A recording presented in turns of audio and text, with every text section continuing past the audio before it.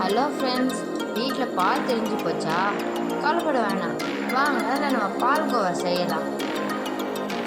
முதல்ல திரிஞ்சு போன பாலை ஹீட் பண்ணிக்கோங்க.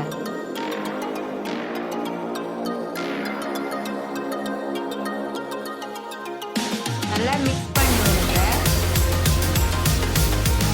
அப்புறம் ஒரு துணியில் எடுத்துட்டு இதை நம்ம ஃபில்டர் பண்ணிக்கலாம்.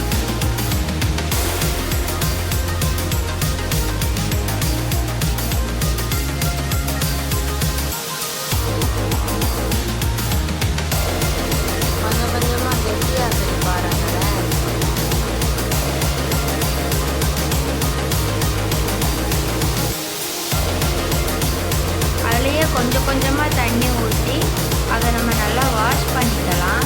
அப்புறம் தண்ணியை எடுத்து வைப்போம்.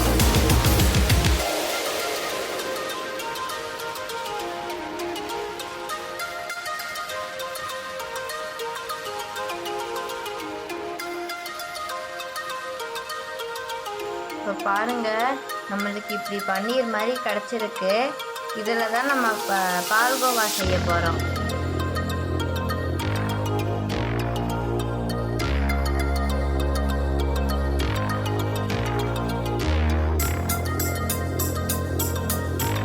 இந்த அளவுக்கு நம்மளுக்கு கட்டியாக கிடச்சிடும். இப்போது இவ்வளோ அளவுக்கு பன்னீர் மாதிரி நம்ம பிடிச்சி வச்சதுலேருந்து எடுத்துருக்கோம். அதுக்கப்புறம் தேவையான அளவுக்கு சர்க்கரை பொடி பண்ணது. அதுக்கப்புறம் இந்த மாதிரி அந்த பன்னீரை ஸ்டவ்வில் போட்டு மீடியத்தில் வச்சு நம்ம கட்டியெல்லாம் இது பண்ணி விட்டுக்கலாம்.